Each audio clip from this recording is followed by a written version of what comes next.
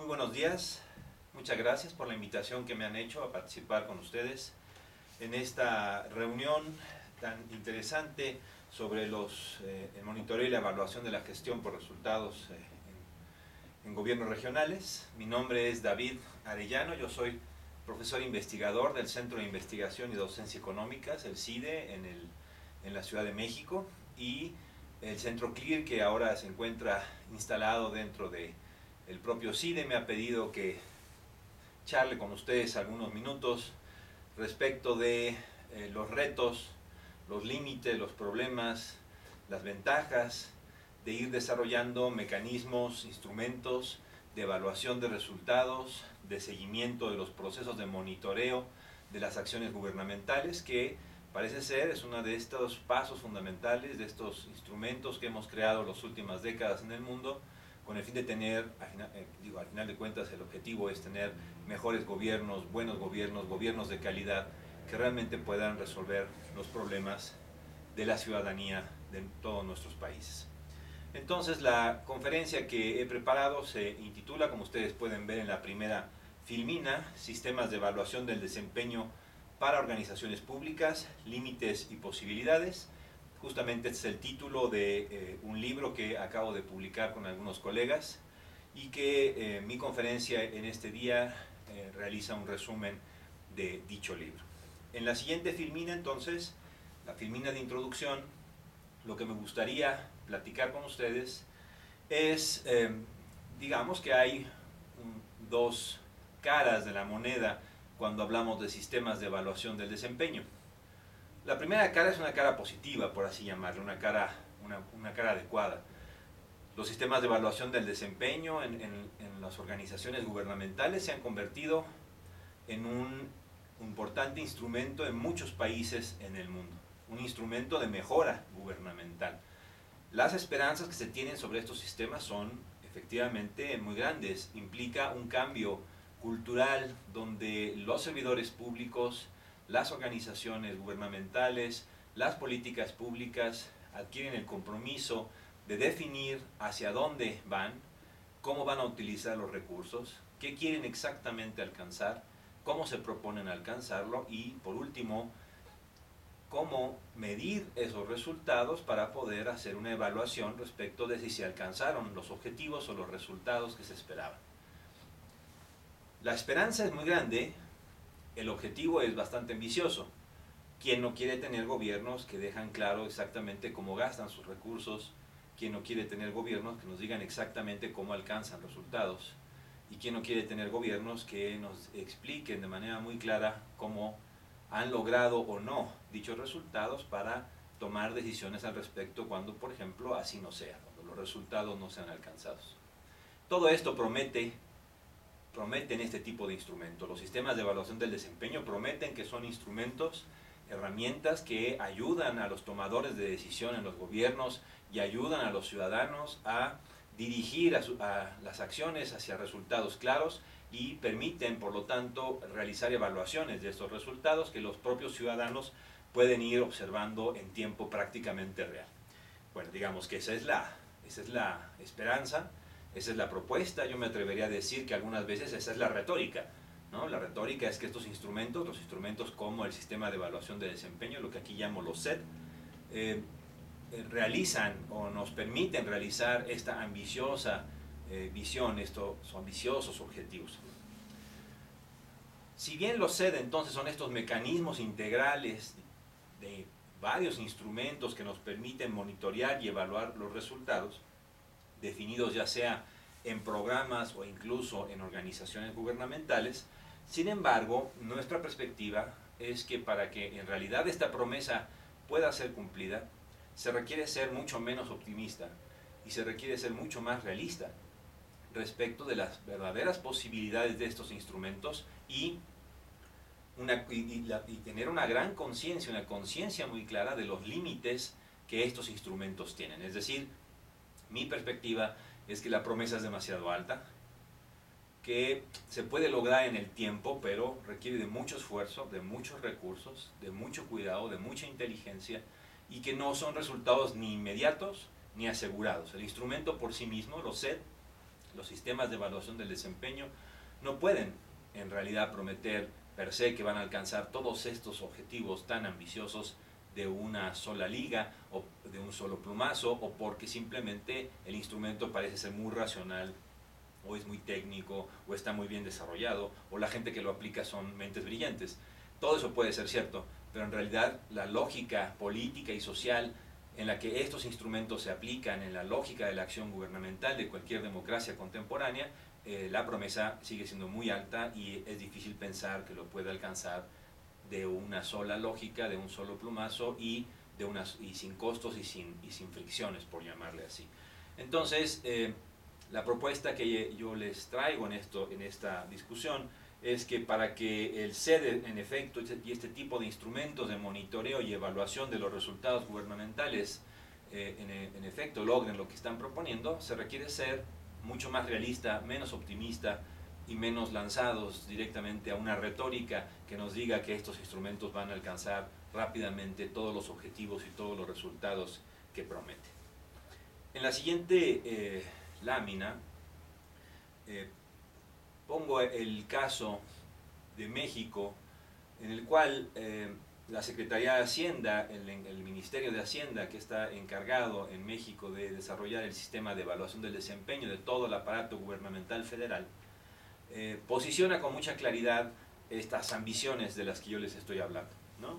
Ustedes pueden ver ahí cómo la definición que el Ministerio de Hacienda tiene en México es una definición clásica, ¿no? Se quiere desarrollar un sistema que permita el seguimiento y la evaluación de todas las acciones y todas las políticas y todos los programas gubernamentales en México, y se quieren observar los resultados que han obtenido a partir de la definición de objetivos precisos que pueden ser medibles. Y se puede evaluar en ese sentido incluso el impacto de la acción gubernamental. Como ustedes pueden ver, en el caso mexicano tenemos una definición clásica, definición clásica que posiciona a este instrumento, a un sistema de evaluación del desempeño, con unas metas gigantescas. Debe de ser un sistema integral que sirva para todas las dependencias y todas las entidades, a todas las organizaciones y todos los programas gubernamentales en México. Primer objetivo tremendamente ambicioso. Segundo objetivo, que lo que va a permitir definir objetivos precisos en todo el aparato gubernamental. Segunda cuestión bastante ambiciosa. Tercera cuestión más ambiciosa, que esos objetivos son medibles y que son evaluables. Y por último, no solamente aquí se queda la ambición, sino incluso se dice vamos a poder evaluar el impacto de la acción gubernamental. ¡Wow! ¿No?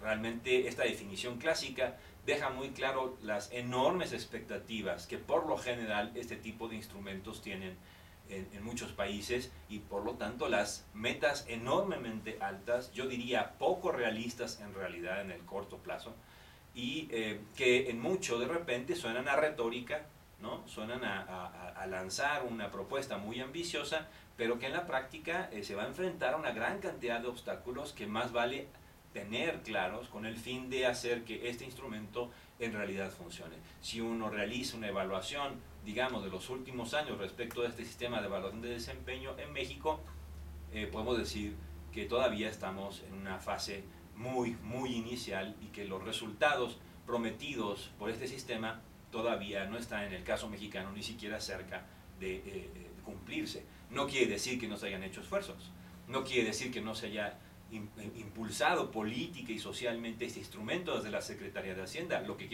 quiere decir es que cualquier análisis serio que hagamos sobre esta implementación en los últimos 7 u 8 años de este instrumento, lo que podemos ver es que se ha enfrentado a un proceso de aprendizaje, se ha enfrentado a un proceso de digamos, retrocesos, cambios, lógicas de aprendizaje que implican que algunas cosas estaban haciendo mal, que otras cosas requieren maduración, que no todo el sector público tiene la misma capacidad, que no todas las organizaciones tienen las mismas problemáticas. Todo eso está sucediendo en el caso mexicano. Yo creo que más hubiera valido ser menos retórico y ser más realista y haberse planteado cuáles serán los límites que este instrumento tiene y qué es lo que sí puede alcanzar y qué es lo que no puede alcanzar. Un sistema de evaluación del desempeño, un SED, es un muy buen instrumento, sin lugar a dudas, un interesante instrumento, pero tiene una gran cantidad de límites, y esos límites hay que hacerlos explícitos desde el principio. Esa es un poco la propuesta que yo les traigo. En la siguiente filmina ustedes podrán ver que tratamos de plantear Lo que no es un SED, que creo que es un primer paso interesante, un paso que nos pone en la vía de una lógica más realista. Primero, un SED no puede ser una fotografía lineal de las causalidades de todas las acciones y de todos los programas y de todas las organizaciones gubernamentales. La acción gubernamental es una cuestión tremendamente compleja. Estamos hablando de la interacción de organizaciones, personas, grupos, intereses en un contexto político y económico muy amplio.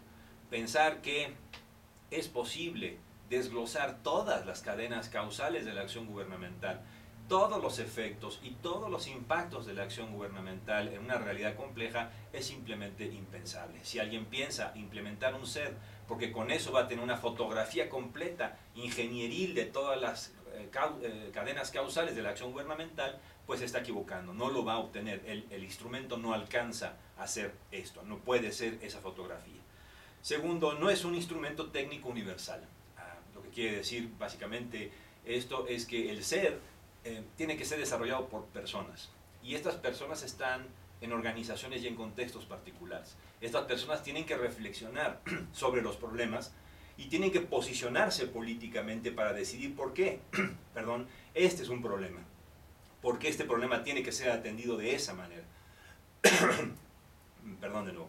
Sí, entonces, el SED no es una especie de software, digamos, que uno pone en una computadora y hace que corra y se compile y obtiene automáticamente respuestas. No, el SED es un sistema desarrollado por personas, por grupos que tienen que discutir, que tienen que debatir, que tienen que enfrentarse, que tienen que posicionarse, que tienen que plantearse opciones y alternativas.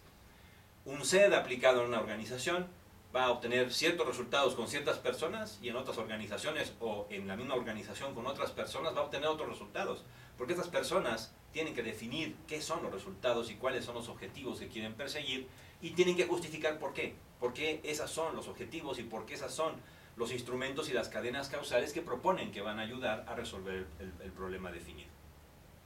Por lo tanto, el SED no es un instrumento neutral. Cualquiera que nos diga que el SED va a permitir ahora sí evitar que la política entre en los procesos presupuestarios de los gobiernos, está cometiendo un gran error. Los presupuestos seguirán siendo una criatura política en cualquier democracia, así lo son, así deben de ser. Claro, el proceso político debe de alimentarse de elementos técnicos, pero eso no significa que un instrumento vaya a sustituir a la política. El SED no es un instrumento neutral tampoco, porque los actores que lo construyen están tomando posiciones políticas, tienen que defender esas posiciones políticas, tienen que plantearse por qué esas posiciones políticas son correctas. Entonces el SED tampoco es una fotografía completa, ni puede ser un instrumento que se nos venda como que es un instrumento neutral, apolítico. No, son personas los que construyen el SED con sus límites, con sus posiciones, con sus objetivos, con sus demandas, con sus intereses, evidentemente. Eso, varias cosas así, implican ir comprendiendo una visión más realista de lo que es un SED a nuestra manera de ver. Miren, por ejemplo, en la siguiente filmina viene un esquema clásico, digamos, de lo que se plantearía qué es lo que hace un SED. En esta filmina ustedes ven que se asume que existe un marco organizacional que tiene un proceso, y ese proceso recibe insumos del contexto, y con ese proceso esta organización y estos grupos de organizaciones, en este caso gubernamentales, realizan productos, que entregan productos a la realidad, a ese contexto que es la realidad. Estos productos generan cambios que les podemos llamar resultados, ¿no? El producto de un gobierno, que pueden ser, por ejemplo, vacunas, o nuevos mecanismos de regulación, o más hospitales, o más carreteras, esos productos llegan a la realidad y generan resultados. ¿Qué son los resultados? Los resultados son cambios en la realidad. Disminuye el número de niños enfermos por esas vacunas, aumenta el número de transacciones económicas gracias a las carreteras, ¿cierto? Es decir, el producto se entrega a la realidad, y la realidad la recibe y genera una serie de relaciones, y estas relaciones son las que generan los resultados, es decir, los cambios en la realidad. No solamente se espera que los gobiernos generen resultados, cambios en la realidad, se nos espera que la realidad sea transformada. Es decir, esto es lo que se llaman impactos, ¿no? Más allá de los impactos, de los resultados tenemos los impactos. Entonces, el hecho de que haya menos niños que están enfermos de cierta enfermedad gracias a las vacunas que los hospitales gubernamentales han creado, el impacto es un incremento en la calidad de vida, un incremento en la esperanza de vida de los niños, una reducción en la pobreza estructural de un país, por ejemplo. Y esas transformaciones de la realidad son los impactos. Bueno, un ser, en su retórica, plantea que nos va a permitir lograr engarzar todo esto. ¿Dónde están los insumos? ¿Qué hacen las organizaciones? ¿Cuáles son sus procesos? ¿Cómo los actúan? ¿Cómo los desarrollan? ¿Cómo crean productos? ¿Cómo esos productos van a la realidad y la afectan, resultados? Y cómo esos resultados no solamente afectan a la realidad, sino la transforman, impactos, ¿no? Bueno, cuando uno lo observa esquemáticamente, uno dice, parece sencillo. Cuando uno lo piensa en términos de acción práctica, no puede uno darse cuenta sino de la complejidad que esto implica. Simplemente, digamos, si fuéramos muy preciosistas académicos, ¿no? Este es un esquema sistémico, ¿cierto? Y en la teoría de sistemas es muy claro que el contexto la organización o el sistema puede afectar al contexto. Lo puede afectar, pero no lo puede controlar. Eso quiere decir básicamente entonces que una acción gubernamental puede intentar generar ciertos resultados, puede intentar o desear realizar ciertos impactos, pero que no tiene el control completo de esos resultados y de esos impactos. Es muy fácil de entender. Uno lanza a la realidad vacunas, ¿cierto? Y esas vacunas interaccionan con otros instrumentos de acción gubernamental, hospitales, clínicas, pero también interactúa con reacciones de la gente en el contexto. Por ejemplo, si los padres de familia están de acuerdo o no en llevar a sus hijos a los hospitales, si los padres de familia están de acuerdo o no en tener medidas higiénicas en su casa y enseñárselas a sus niños. Entonces, el resultado que es que haya menos niños enfermos no solamente depende de las vacunas, depende de que las familias tomen decisiones, de que las personas tomen decisiones. Entonces, el resultado no es de absoluto control de la acción gubernamental. Pasemos a los impactos, ¿no? Si las vacunas iban a generar una reducción en las enfermedades y esto iba a generar un incremento en la calidad de vida nuevamente es el resultado de interacciones de muchos actores, acciones, objetivos, casualidades del contexto que a final de cuentas producirán en efecto si la vacuna tuvo algo que ver en una enorme cadena de causalidades para aumentar el nivel de vida de la población. Como ustedes pueden observar, es muy rápido, es muy fácil analizar cómo un sistema de este tipo tiene enormes limitaciones. Decir que con un ser vamos a poder tener la fotografía completa de los resultados gubernamentales, todavía más la fotografía completa de los impactos gubernamentales, como si esto fuera una cuestión técnica, lineal, casuística, pues es simplemente estar perdiendo en realidad la perspectiva de los límites y los verdaderos potenciales de este instrumento. ¿Qué es lo que hace un ser? La siguiente filmina hace un rapidísimo, breve esquema, ¿no? Un ser le pide a los actores gubernamentales que se sienten a discutir en una reflexión estratégica, planteándose cómo es el contexto, cuáles son los problemas y cómo resolver esos problemas más urgentes de la sociedad o de la población o de la localidad donde se quiere enfrentar. Luego, a partir de esquemas, por ejemplo, como el marco lógico lo que se espera es que estas lógicas se encuentren, estas dimensiones se encuentren en cadenas causales claras y precisas. Estas cadenas causales entonces permiten diferenciar muy claramente los productos, los resultados, los impactos, los instrumentos de gestión, que es lo que permite luego crear los indicadores. Y estos indicadores nos permiten entonces monitorear si los resultados, los desempeños se están alcanzando en efecto. Este es el esquema básico. Ahora, si nos vamos a un esquema más realista, más práctico, más efectivo de lo que hace un set, pasemos a la siguiente filmina. Y ahí ustedes verán que este es un proceso organizacional de diseño bastante más sofisticado. Implica una reflexión estratégica, efectivamente, una reflexión estratégica que logre establecer objetivos, es decir, alternativas, qué es lo que se va a querer resolver, qué es lo que se va a enfrentar y cómo. Se tienen que definir luego estrategias de acción, ¿no?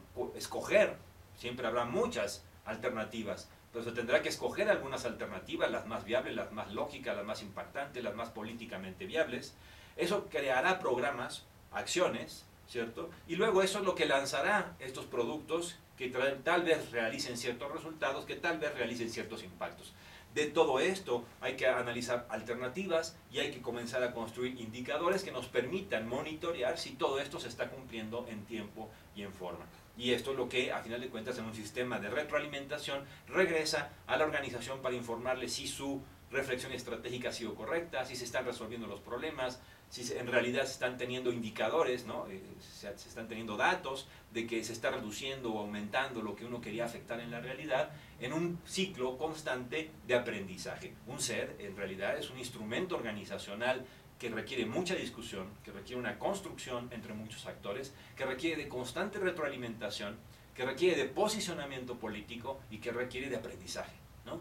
Es decir, los actores organizacionales deben de estar atentos a que probablemente la primera ondanada de productos, resultados, indicadores, a lo mejor no fueron los correctos, y que los indicadores justamente lo que van a decir es que hay que regresar a la reflexión y regresar y aprender de los errores para corregirlos en el tiempo. Un CED en realidad, al final de cuentas, es un instrumento de aprendizaje constante, no es un instrumento principalmente ni de evaluación en estricto sentido, ¿no?, que permita establecer castigos, incentivos positivos y negativos en automático a los actores porque no logran los resultados o no logran los impactos definidos explícitamente o formalmente en un programa o en un marco lógico o en una serie de objetivos estratégicos explícitamente definidos.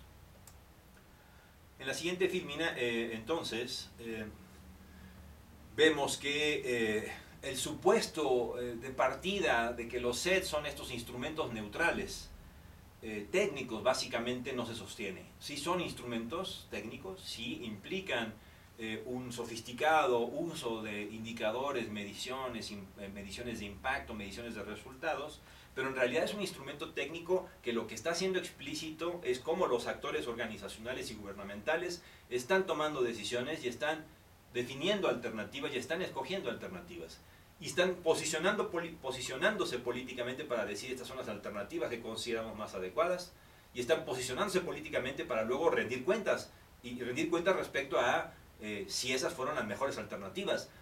Una cosa más importante, si las alternativas que no se escogieron, ¿por qué no se escogieron? Responder a la pregunta, ¿por qué hay alternativas que no se escogieron? Cada vez que tú escoges una alternativa, dejas de aceptar, dejas de observar a que hay otras alternativas viables que existían, y tienes que justificar por qué. En una democracia plural como las nuestras, sin lugar a dudas, la discusión entre diferentes grupos de interés es crítico, y los gobiernos lo que hacen a través de un CED es explicitar sus supuestos y explicitar las alternativas que están proponiendo.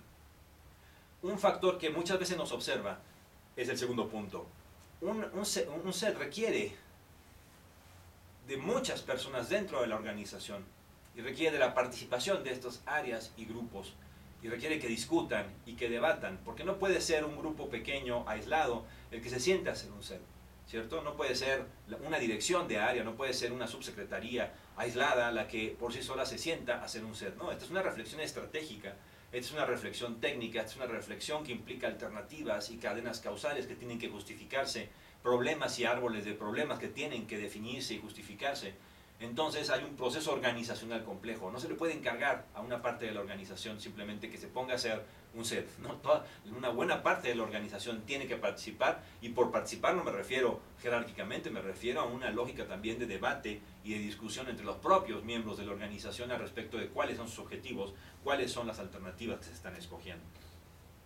La siguiente filmina, entonces, lo que plantea justamente es que si en vez de observar al CED, a los sistemas de evaluación del desempeño, como este mecanismo que nos va a dar una fotografía para evaluar la acción gubernamental, sus impactos y resultados, y entonces para castigar o premiar a aquellos que lo logran o que no lo logran, si lo vemos en realidad más bien como un mecanismo de rendición de cuentas y de toma de decisiones, de aprendizaje organizacional, probablemente podamos tener una perspectiva mucho más dinámica y mucho más rica en lo que es un CED.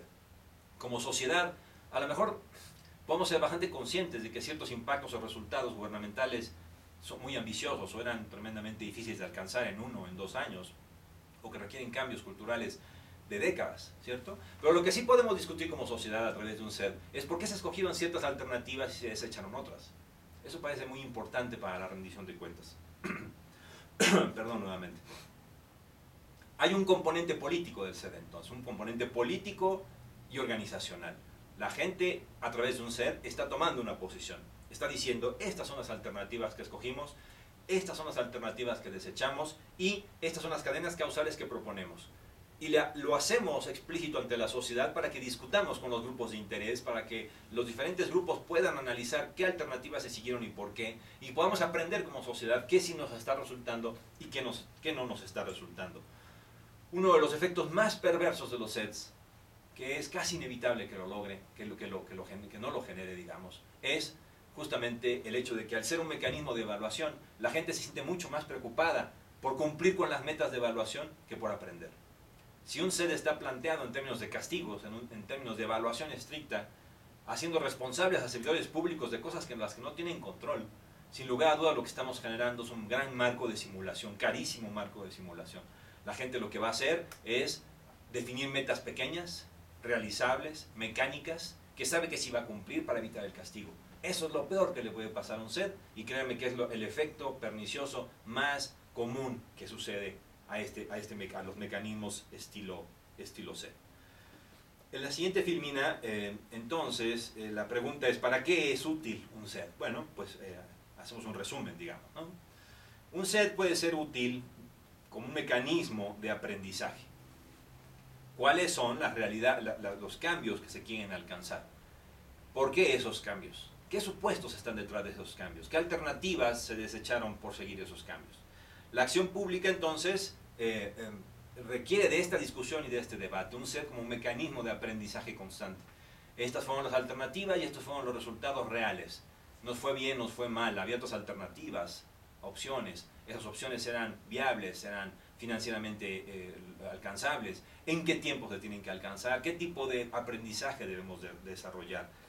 El SED entonces como un instrumento de rendición de cuentas y de toma de decisiones, no como un instrumento neutral, técnico, que uno casi de manera computarizada apriete un botón y sepa cuáles son los resultados y los impactos de la acción gubernamental, como si eso fuera posible en realidad. A final de cuentas, los SED, desde una perspectiva mucho más limitada, mucho más humilde, mucho más pragmática, creo yo tendrán mejores efectos. Un efecto muy importante, un efecto de consolidación de una democracia que requiere discutir, debatir, abrir espacios de discusión entre esos grupos de interés, entre los partidos, entre los ciudadanos, respecto de los problemas que quiere alcanzar y de los retos que implica resolver problemas que pueden requerir de muchos recursos, que pueden requerir de mucho tiempo, de una visión de largo plazo. La última filmina, entonces, pues simplemente es para decirles que dada la dinámica remota de la conferencia, las preguntas, si las hubiera, podrán ser dirigidas a Margot, quien amablemente a su vez me las hará llegar y en la medida de lo posible y del tiempo prometo buscar una respuesta adecuada a todos ustedes y a sus inquietudes. Pues no me basta nada más que agradecerles enormemente la oportunidad de platicar con ustedes. Espero que les haya parecido interesante la conferencia y pues se despide desde la Ciudad de México David Arellano del Centro de Investigación y Docencia Económicas. Mucha suerte en todo su seminario. Hasta luego.